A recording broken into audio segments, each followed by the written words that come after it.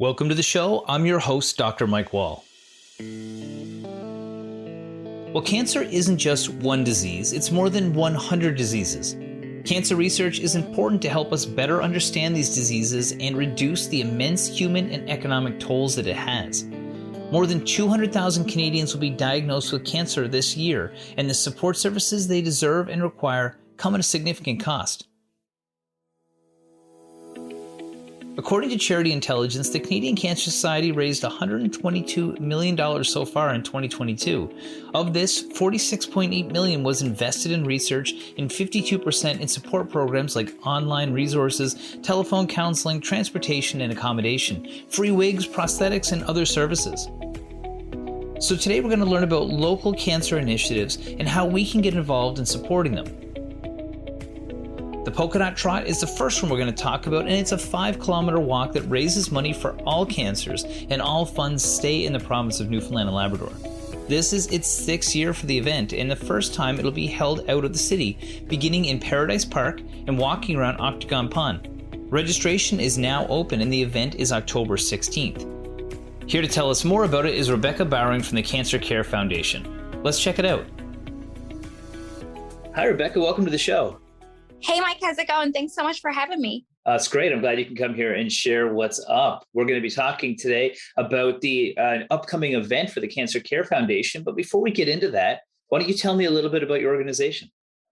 So the Cancer Care Foundation is a registered charity, and basically the mission is to raise funds for cancer care throughout Newfoundland and Labrador. You know, all money we raise stays in the province so that we could be here for the people who need us. And so the Cancer Care Foundation, who does it help? Does it help for charities that are trying to raise money? Does it help the people that are having cancer? Does it help the healthcare system? Who does it really impact?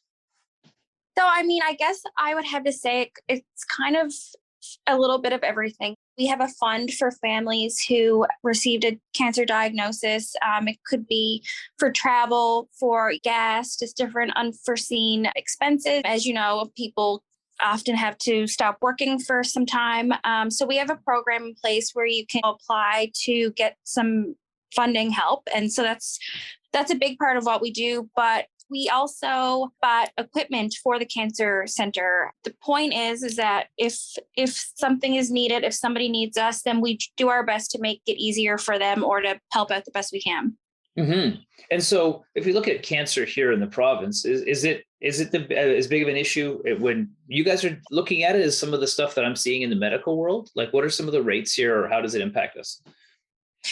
Well, I don't know if people really realize this, but stats show that 1 in 2 people will receive a cancer diagnosis in their lifetime. So that's a pretty terrifying stat, really. And here in Newfoundland, we have an exceptionally high cancer rate in terms of the other rates nationally, but it's high everywhere. We definitely have a higher rate than average. Mm-hmm. So if we've got higher rates of cancer affecting our population here, what are the goals of the organization? So if I donate or get involved and donate some money towards the Cancer Care Foundation, what is that going to go towards? And what's the goal for you guys with your different programming? Well, I think that the goal for us is to maintain a stable level of fundraising and finances here so that whatever happens, whatever comes up, we can always try to be there for whoever needs us at that time. And we've been doing really well. We get so much support from the people of the province that we're fortunate that people are super active. Everybody's been touched by cancer one way or the other. So I think that we've been able to maintain a stable level of support to make sure that we can help whoever needs to be helped, or we can buy that piece of equipment that may have broken, or there's a new piece of an equipment that's better that we can help finance to make sure that we have the best we can give the people here in the province. Mm-hmm. It's very dynamic. And I understand that, cancer is a very individual diagnosis and everybody's situation is completely different. And, things are always changing when it comes to treatments, like you said. So I can completely understand how you'd need new equipment to keep update and make sure we have the best quality of cancer care here in the province. And money does help that process. So let's talk about your upcoming fundraiser called the Polka Dot Trot. Tell me about that. So the Polka Dot Trot is the signature event for the Cancer Care Foundation. It's presented by Johnson Insurance. So it's a 5 kilometer walk for all cancers, and all the money raised stays here, like I said, in the province. Mike, it's such a super fun event. This year is the 6th annual Polka Dot Trot. Basically, people form teams. Generally, it's due to, it's in honor of somebody, or a team member could be battling cancer. People get together, fundraise. You can also select a particular type of cancer that you want to represent, and that cancer will come with a certain color shirt that your team will wear for the event. We have a lot of fundraising. People are selling tickets. People are, they have bake sales. We're selling tickets on WestJet flights this year that was graciously donated by our friends at WestJet. So yeah, people just like really go out of their way. They go crazy fundraising. And then, on October 16th, we're going to all meet at Paradise Park. It's our new venue this year. Mm-hmm. And the trot will take place around scenic Octagon Pond. It's a super great venue for this event. Cool. That's basically how it will work. There's a lot more other details, of course, but that's pretty much how it will work. It's going to be super fun this year. We're going to have maybe a little entertainment, maybe some extra things. We've got a great new venue, so we're able to kind of throw in a few extra things this year. Oh, that's great. That's great. And like you said, everybody has been affected by cancer in one way or another, either themselves or somebody that they care about. So there's lots of reasons for us to get involved. I know that you know my story of my father with pancreatic cancer, and that's just one of, I'm sure, countless stories here in the province. So it's great to see that people have an outlet for that and able to do some good about, what can be quite often a bit of a very challenging situation for people. Now, if I was going to register, because obviously the people listening to the show are active or interested in wellness, and they're also interested in health. How do people actually register a team? Is there a website they have to go to, or do they contact you guys? Yeah, so they can go to polkadottrot.ca. The registration process is pretty simple. You click register, you create an account, then you can add people to your team, or you can register as an individual. You don't need to have a team. If you want to register a team, it's fun. You get to name your team. So there's just so many teams on there right now. It's going to be really fun this year. You just go on, you register, you select what cancer you want to represent, or you can select all cancers. You might have been affected by more than one. So it's $20 to register. That will cover your t-shirt and your medal. So, any fundraising beyond that will go into the team's goal. So you must have lots of stories from different teams. First of all, how many people usually participate or participated in the past? I know the pandemic has probably changed those numbers, but do you have any favorite stories or favorite teams you've seen in the past? I will, first of all, say that the past 2 years have been virtual, meaning that people, you still fundraise, you still do your walk. You just do it in your own community. People have just been doing their own smaller versions of the walk, but there's been no momentum lost here. It's wild. People stayed on top of their fundraising. They still managed to raise hundreds of thousands of dollars. And last year we still had, I think it was about 600 participants. So I think this year's going to be even bigger. It's going to be a really exciting kind of event. So yeah, I was talking with a man this morning. His name is Mr. Hutchings. So he was affected by cancer, and they're from a little town called Bridgeport. And so Mr. Hutchings every year has participated in the Polka Dot Trot. His team's name is Never Say Never, and they're just the most amazing group of people. They will come into Paradise to do the trot this year, but they also have a full community event in support of this. So they'll do another walkout in their community. They're going to have a dance at the recreation center to celebrate the success that they have every year for their fundraising team. They have a parade. It becomes a full community event. And it's just, because everybody is so passionate about giving back to the Cancer Care Foundation, just because they were able to avail of it in the past. There's something to be said that when you receive that diagnosis, and any kind of burden can be eased, whether it's through financial support, emotional support, anything that we can give back. I think that people are just really grateful, and they want to support us. That's great. And I don't blame them. It's such an important cause, and it sounds like a really fun event. And it's great to see when a whole communities can rally behind it. And congratulations to all the teams that have registered for it. But is there anything you want to leave folks with and maybe get those other people that are kind of on the fence and say, maybe I should participate in this event? The event is October 16th. There's still plenty of time to register. It doesn't have to be a stressful thing. Have fun with it. Like I said, I have tickets here to sell on a free flight for two anywhere that WestJet flies. So if you want to register a team, send me an email and I can get you 100, 200 tickets to sell. And all of that money raised will go to your fundraising. So, it's just a win-win. Who doesn't want to win a trip, Mike? Yes, exactly. Who doesn't want a trip and also help out somebody, because we all know that at some point, one and two of us are going to be impacted by this disease. So it's great to see folks like yourselves and organizations like the Cancer Care Foundation doing such great things. Rebecca, thanks so much for joining me today. Mike, thank you so much for having me. And yeah, I knew that when I reached out to you, you'd be on board to talk about this. So I just really appreciate it. Today, we're learning about local cancer fundraisers and events here in the province. Over half of us have been touched by cancer ourselves, and everyone knows someone who's been affected by cancer at some point in their life. We'll be right back to learn more about how we can help support the efforts to find a cure and improve awareness.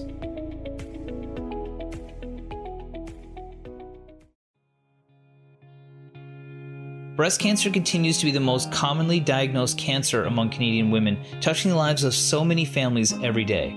The Cibc Run for the Cure gives families, friends, and supporters the opportunity to join together to honor and celebrate their loved ones, and to make a real difference. Here to tell us more about the event and the other events the Canadian Cancer Society has coming up is Sarah Neal. Let's check it out. Hi, Sarah. Welcome to the show. Hi, Mike. Thanks for having me. Well, we're going to chat about an organization that I'm very intimate with. I'm on the board for the Canadian Cancer Society, but can you tell me a little bit about the organization and how it helps individuals in our community?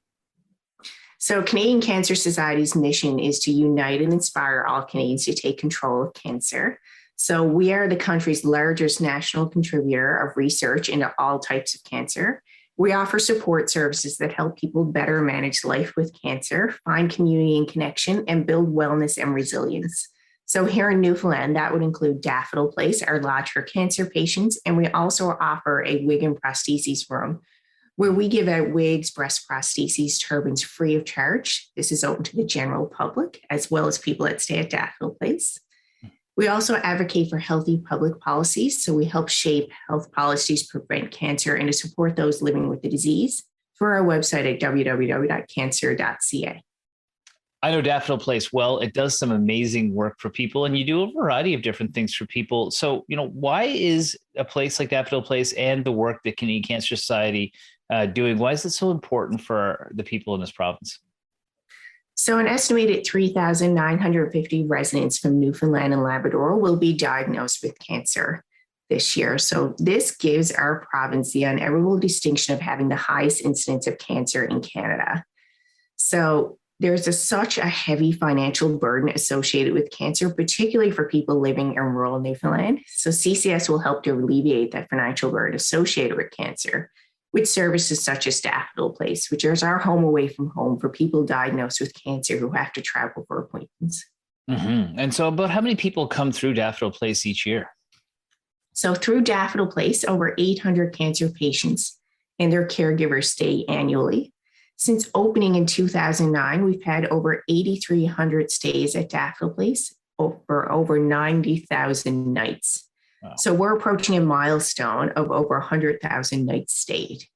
Mm-hmm. That's a huge amount of people coming through there. But you also mentioned something, maybe we can explain this real quick, is you talked about the prostheses and the wigs that you also provide people that are dealing with cancer. And you also transport people to and from their appointments, correct? We do. So we have a wig and prostheses room. It's located in Daffodil Place.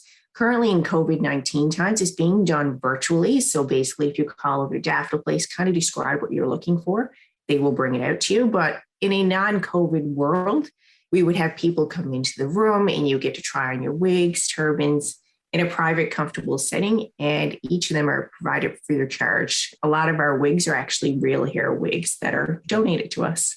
Now, if people want to contribute, is there ways that they can volunteer or get involved? And after that, maybe we'll chat about some of the events you have coming up.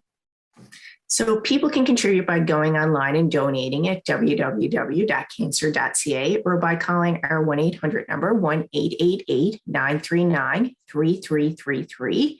You can also attend or support one of our upcoming events, which is the Run for the Cure, Festival of Trees, or our one-night stand against cancer radiothon.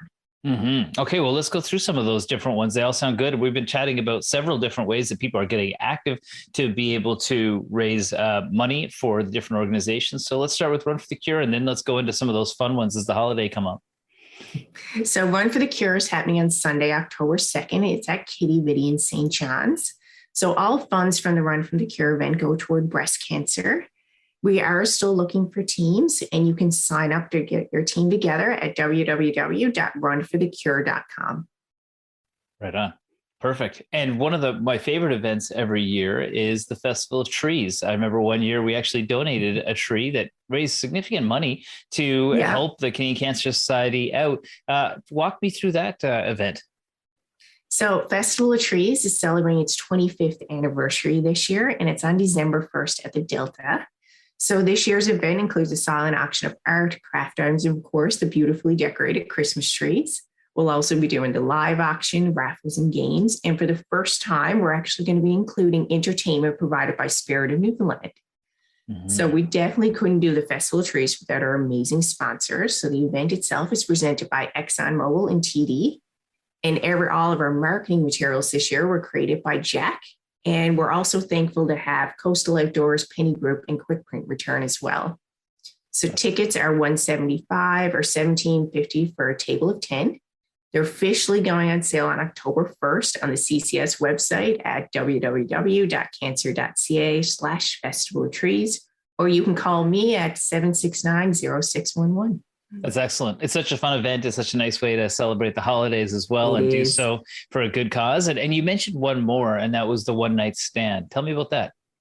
So on November 17th, we're hosting our 6th annual 24-hour Give Today, Give a Night Radiothon on VOCM, and it's in support of Daffodil Place. So this year's event is hosted by Ben Murphy, Jerry Lynn Mackey, Claudette Barnes, and Greg Smith. And so Daffodil Place, as I stated earlier, is Canadian Cancer Society Home Away from Home, and it's a 24-room facility located here in St. John's for cancer patients that travel for cancer treatments. And a stay at Daffodil Place costs only $50 a night, but the actual cost is over $100 to the Canadian Cancer Society. Mm-hmm. So for every $100 made to the Radiothon, you can help cover the cost of a comfortable, affordable place for people to stay during their cancer treatments. So this year, we're hoping to raise $350,000 because that would bring our 6-year total to over $1.5 million. That's so excellent. You can actually start donating now on our website. It's www.cancer.ca/one-night-stand-NL. That's excellent. I know the team at VOCM's a big supporter of that event as well. So it's nice that we can get the word out early and make sure people are aware of that. It's a great cause if people are looking for a way to be able to help out. Well, Sarah, thank you so much for walking us through those different things and explaining a little bit more about the Canadian Cancer Society. Thanks for joining us today. Thanks for having me. Today, we're learning about local cancer fundraisers and events here in the province. Over half of us have been touched by cancer ourselves, and everyone knows someone who's been affected by cancer at some point in their life. We'll be right back to learn more about how we can help support the efforts to find a cure and improve awareness.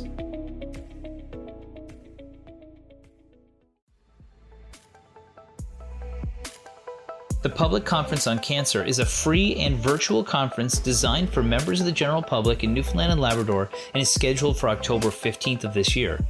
This conference is co-organized with public members that are cancer patients and their family members and the Public Interest Group on Cancer Research. Attendees will hear about lived experience of cancer patients and family members, cancer screening programs and services, as well as the important role of patient public members in research, outreach, and healthcare-related improvements. Here to tell us more is Dr. Sevtap Savash. She joined me from the Faculty of Medicine at Memorial University. Hi, Dr. Savash. Welcome back to the show. Hi, Mike. It's always a pleasure to be here. Thanks for having me again. Yeah, I was just saying that you are actually the most frequent guest on the radio program. And I couldn't pick a better person and a better expert because we're talking about cancer today. And you are putting off an event that we've been talking today about raising money for research and for treatments, but really you're raising awareness. So what's the rationale behind the public conference on cancer? Right. So it's a really lovely story. So this idea was born during our conversations within the public interest group on cancer research. Some of our audience may remember that we created it last year. It includes currently 4 scientists from MAN and Eastern Health and 12 cancer patients and family members from Newfoundland and Labrador. So we formed this group because we wanted to, work together, partner together. And one of our aims is to actually, help our population, our individuals and families going through cancer. So when we were having conversations within this group, we realized that everybody brings something new and unique and important to the table, like researchers, healthcare providers, but cancer patients and families, they have lived experiences, there are rich perspectives and opportunities and issues as well. So we thought that we can connect all of these dots together, researchers, healthcare providers, systems, general public, and cancer patients and family perspective, experiences, opportunities, knowledge. So this is how we come up with the idea. We say that, we can connect this, we can make an event to actually exchange knowledge among everyone in this province, because cancer is such an important disease, right? It affects a significant portion of our community, especially as we age. So we thought that for everyone, there is something in this conference. So we applied for funding, got funding from Office of Public Engagement at MAN, and we got support from other units at MAN as well. So now we are organizing, and it's really, as I said, I think there is at least one thing for everyone in this conference. And we really would like to welcome everyone to come join us on October 15th. Right. Okay. So let's just scoot right ahead and just say, what is the sort of topics within the conference, and then also, who can attend? Can anybody attend? Yes. So this conference is designed for the residents of Newfoundland and Labrador. However, there is some interest going in other parts of the country. So we really would like our residents interested in attending to register. And I'm going to give this information, I think, at the end of our conversation. Anybody can attend. It's public, it's free, it's online, so that anyone who has got an access to computer and internet can attend. And the topics, you say, it's really important. As I said, everybody brought something new to the table, and it's a very common disease. We said, what is it that can benefit? What is the most important priority in terms of exchanging knowledge? So we have 3 broad topics. The first one is, of course, the patient and caregiver perspectives and experiences when it comes to cancer. It's really very important. We have 5 patient and caregiver speakers, which is awesome. So, and they are going to talk about a number of different perspectives. For example, if you survive pediatric cancers in adult life, what are the opportunities and issues and experiences? Or hereditary cancers, where the cancer runs in the family, and how this is why the clinic screening becomes really important for these families. And we also have a guest speaker, patient speaker from Saskatchewan, Tristan Blatt. She is actually a trans man and ovarian cancer survivor, and the members of the 2S LGBTQIA plus community. I don't think a lot of publications also suggest that they may not be getting the proper healthcare, oncologists. So he's going to talk about, these adventures and so on. So these are really important patient lived experiences. And we also have a caregiver to speak about their experiences. So I think this is really important to hear those. These are real stories, real experiences. The second broad theme is, of course, what is offered in to our population to help them protect themselves from cancer. It's really very important, right? We have actual population cancer screening programs for cervical, breast, and colon cancer, and so on. So, also, so this is really important. So we will have conversations about this. There are cons and pros, let's share this knowledge as well and interact. And of course, another part of cancer control is if someone is diagnosed with cancer, their family members and themselves have some support. needs. For example, navigating the clinical system is never easy. So, but luckily we have the nurse navigator program here. So we are going to, increase awareness about this that can benefit a lot of patients and families. There are social oncology worker program, again, very important counseling service for patients and families. We are having a speaker talk about this as well. And also, the financial support and other supports provided by the Cancer Care Foundation. So all these, important knowledge opportunities for people in need, there will be talks. And the third part is, of course, the importance of partnering with the public and patients like we have been doing here. So it's a national strategy actually, and we are very successful with the public interest group on cancer research. So we are just going to talk about this as well. So three different broad topics, but very rich discussions. We have 17 speakers.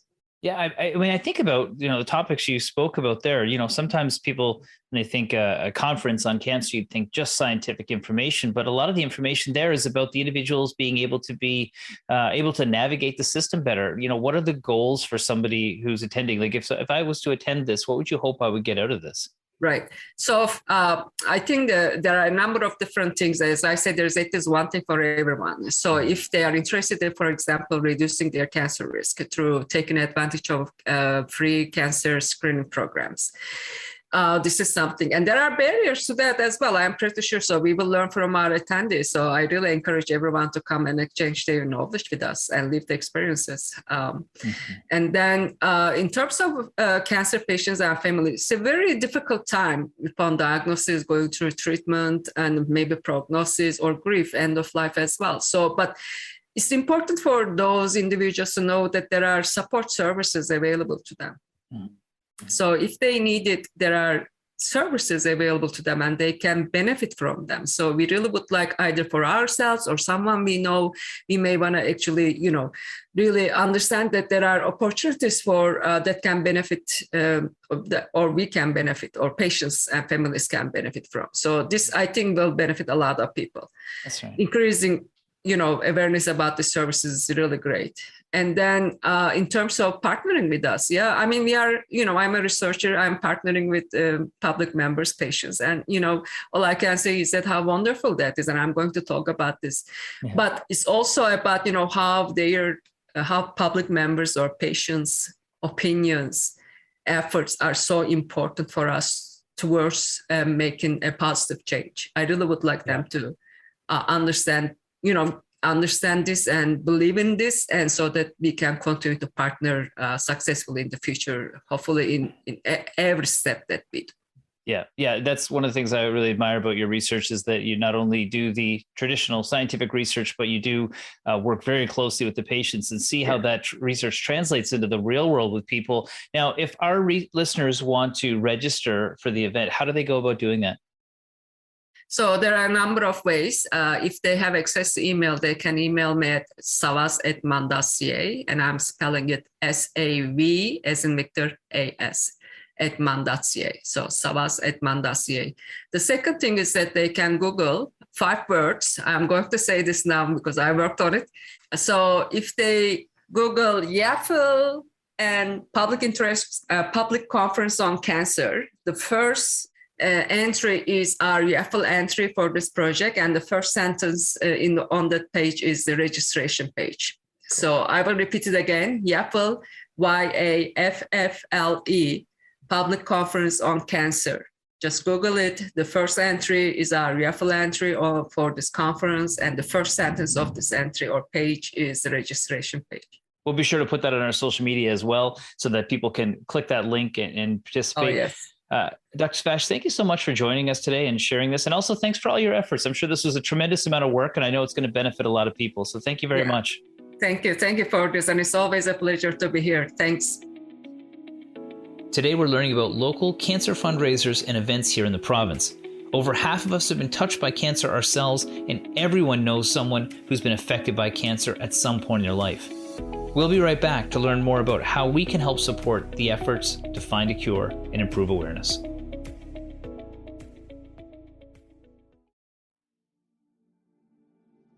The cancer had spread And now I've got cancer in my lungs.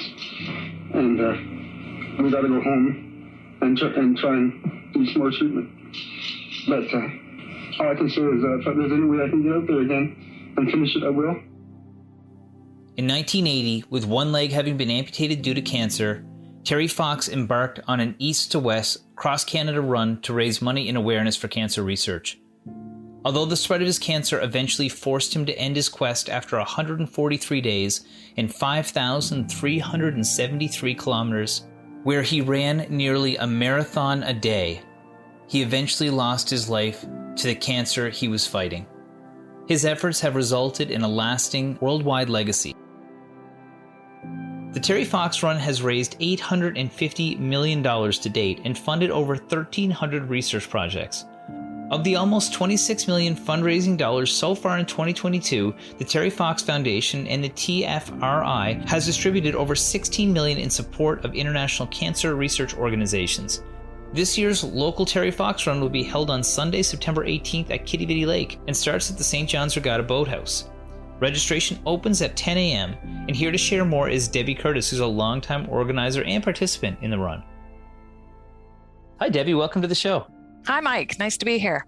Yeah, so we're talking about some of the different events that are happening here in the province and locally when it comes to raising money for cancer. And you're on the run organizing committee for the Terry Fox Run. Tell me a bit about what you do. And maybe we start off at the very beginning and tell me the story of Terry Fox. Terry Fox has a great story, and I think it resonates with many Newfoundlanders and Labradorians. He was a young man from British Columbia who, at the age of 18, was a university student, varsity athlete in BC, and was diagnosed with cancer and had his leg amputated. And then from there, when he was in treatment, was struck by the number of just the turmoil, I guess, and the suffering of young people with cancer, and he started thinking about the Marathon of Hope, which, like I said, many people are aware of. So at 18, he was a university student, and then at 19, as a cancer survivor. And then by 21, he was a hero in Canada and around the world. And he remains that for many of us. As we think about his legacy. So he started his run 42 years ago in St. John's, Newfoundland Labrador, in St. John's Harbour. So, like I said, a young man, 21 years old, and people thought, what in the name of God is he going to be doing here? You know, wanted to run across Canada on one leg. Yeah. And so we set off in April in Newfoundland. Can you picture it, right? That would have been a cold run. Yeah, it was a cold run. He had shorts on. And Terry I've heard so many stories about Terry over the years, and but one was like he wanted to wear shorts because he wasn't hiding the fact that he was an amputee, and really that was part of the symbol for him that you can do anything if you try. And that's one of the quotes from Terry. And what a wonderful quote for all of us to think about, hey, in our lives, whether you're a cancer survivor, if you're an athlete, if you're a person with a disability, whoever you are, if you think about that. And I know in my life, I've thought about it many times, and I often think of Terry, and it has been so inspiring to me. But so, yeah, it all started in 1980 here in St. John's. And I know for the Fox family, St. John's has a special place in their hearts, and all of their family has been here over the years and visited. And Fred Fox, Terry's older brother, was just here last week, and he loves coming to Newfoundland Labrador and meeting people because he knows the reception that Terry received here as that young man, being so far away from home, and just wanted to run home and raise money for cancer. Okay. And so, for people that might not know the true story, what he accomplished physically is just unimaginable for anybody, let alone somebody who's a cancer survivor who has one leg, and the prosthetics in his generation were not what they are today. So maybe just quickly run us through, what did he do every day to get across the country? Sure. So Terry wanted to do a marathon a day, and he did that every day for, I think it was 143 days before he had to stop in Thunder Bay, Ontario. And he was very diligent about how he did that. Like, he would get up at 4 a.m. and run for, however many miles. Then he'd take a break and have a meal, and he'd answer calls. Like, he didn't have a press secretary or anything like that, like it was him and his buddy, and then his brother joined them in New Brunswick.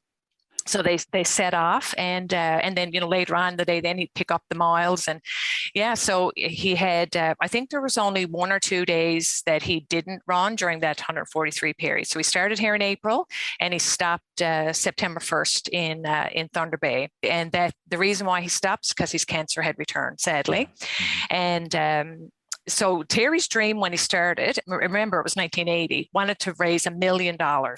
And we think about that now, like, oh, right? But it was in Port of Basque that all changed. And it became, when he realized that town of 10,000 people raised $10,000, he thought it was, I can picture it on the, ferry crossing, that he thought, if that can happen, what about $1 for every Canadian? And so that's when that changed. So he just often said, if you give $1, you're part of the Marathon of Hope. So, looking ahead to the Terry Fox runs coming up this next weekend, we still say that there's no minimum requirement. If you give $1, you're part of the Marathon of Hope. And so it's very accessible for people, and as I said, that connection to here is so important for us to think about. So so this weekend, September 18th, the Terry Fox Run is usually the third Sunday in September. I think it's the second Sunday after Labor Day, sorry. And so in Newfoundland Labrador, there'll be 27 runs, and the one in St. John's will be happening at Kitty Vitty Lake, starting this year at the Boathouse. It's just moved a little bit, and registration starts at 10 o'clock with the run starting at 11. And Mike, it's important for people to know that the run is, we call it a run because Terry Fox wanted to be known that it was he was running across Canada, but it is a walk, run, people ride their bike, whatever you can. And it's a rain or shine event. Again, thinking about Terry running across Canada in the spring and summer of 1980. I mean, across Newfoundland, I'm sure he got lots of wind and snow and sleet and everything else, and he continued every day. So it's a rain or shine event, pet friendly here in St. John's, and there's merchandise available. Well, another neat thing I'd like to share today is how, as an athlete himself, we have a strong connection at St. John's Run with the Mun Seahawks, the athletes. Right. So when you come down to the Terry Fox Run in Kitty Vitty Lake on Sunday, you'll see lots of people from the Mun Seahawks teams, and that's a tribute to Terry. It's pretty cool, actually, that the basketball team, and Terry was a member of the varsity basketball team at in BC, that they always have a special place at our run and lead us in a warm-up, but you'll see lots of other athletes there as well. And so that's a, like I said, a pretty neat tradition that we've upheld here at St. John's Run. All right, so that's excellent to know that there's going to be people down there that are participating from all different groups, but when somebody wants to enroll or sign up, do they have to be part of a team? Can they do it themselves? Like, how do they get more information on the run, and like who's sort of going to be attending or who can participate? Right. So that's a great question. And people can go to terryfox.org to sign up and collect pledges online, or use the old-fashioned pledge sheets if they want. We'll have lots of people on Sunday who have been at many Terry Fox runs over the years. It's great to see so many people come back. So some people show up that day with a donation, and others have been collecting pledges for a while. So there will be teams. You mentioned that. So some corporate teams, some family teams. I know my family has had a team in the Terry Fox Run for many years. And it's a big tradition for us, but we'll see lots of familiar faces on Sunday, I know, at the St. John's Run. And like I said, different corporate teams will be coming out. Another important team for the Terry Fox Run is cancer survivors. And you'll see red shirts on Sunday, and they represent what we call Terry's team. And that's an inspiring group of people. And, people on our run committee, Trudy Power, Haley, who you'll be talking to probably as well, who will share their story and the inspiration that they get. And it's wonderful to see those Terry's team members come back year after year. And so many people we've talked to say that, if they had the same cancer as Terry, and because of the research and the funding that's been done as a result of the Terry Fox runs across Canada and across internationally as well, that research has been effective in extending people's lives and leading to better treatment outcomes for them. So that's a legacy of the Terry Fox Run. And as I said, I've heard many people over the years speak to that as well. So I think that's an important thing too. I mean, we've talked to Cancer Care Foundation, the Canadian Cancer Society. These are all groups that we talk about quite regularly here on the program. But the money that's raised, can you just quickly go through some of the things it's used for and who that reaches? Sure. So the Terry Fox Foundation, all the money raised, a portion goes to the administration, but they've always kept that to as a low rate as possible. And I know there was a time when it was that about 85% of funding fundraising done went to cancer research. That is a big part of the Terry Fox Foundation. Terry Fox family is very involved in the Terry Fox Foundation because Terry, as a young man, let's remember, he died at 22, but he set out what he wanted that foundation to include. And there were specific things in terms of the integrity of the organization in his name that he wanted to uphold. And one of them was that money go to research for better outcomes, for better treatment and prevention and those types of things. So there is a Terry Fox Research Institute that, and some of the funding I know here at Memorial University, there is a research a program as a result of the Terry Fox Research Foundation. So, it's some local impact that we're seeing as a result of the funding. That's excellent. It's important for people to know where their money's going, but also if they're doing a good cause, there's so many different good things that we contribute to, but cancer is something that affects such a huge proportion of our population, if not ourselves, at some point in our lives. So I really appreciate you sharing that information. Now, is there anything you want to leave our audience with as we start to wind down here? I think that being a part of the Terry Fox Run, as I said, has been very inspiring for me over the years. And when people learn about Terry's story, and it's, as I grow older, I just think what a young man he was. I've children almost the age of Terry Fox, but I see him as this, Canadian hero, this person to look up to.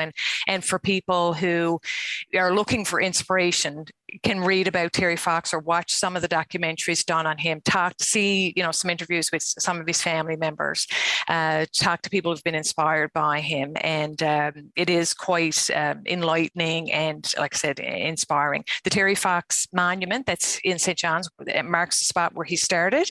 And there's lots of plaques there and beautiful quotes and an amazing statue of Terry. So again, I like to run by there sometimes, and it helps remind me that anything is possible if you try. It's a great thing to remember. Yeah.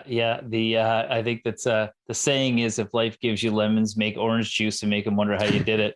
And sounds like the attitude that he had, and what an amazing impact. And you're right, he is a Canadian hero and a real story we should celebrate and share. So thanks so much for coming on today and sharing it, and good luck with the run. And anybody tuning in, please check out their website or head down and enroll yourself, get some activity, go for a walk or go for a little jog, whatever you feel like, but definitely get out there, get active for a good cause.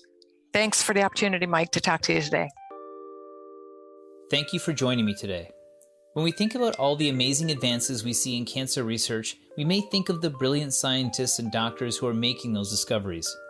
The reality is, each time we sign up for a fundraiser, a walk, whenever we donate or volunteer, we're also contributing to that cure and supporting those whose discoveries may one day save our own lives. There are lots of worthy charities and causes. Today was just a sample, but one that impacts many of us when we talk about cancer. Whatever you decide to do, make that action positive and make sure it's one that makes the world a better place, and maybe even a healthier place. That's our show this week. I'm your host, Dr. Mike Wall. We'll see you back here next week for another episode of The Wall Show on your VOCM.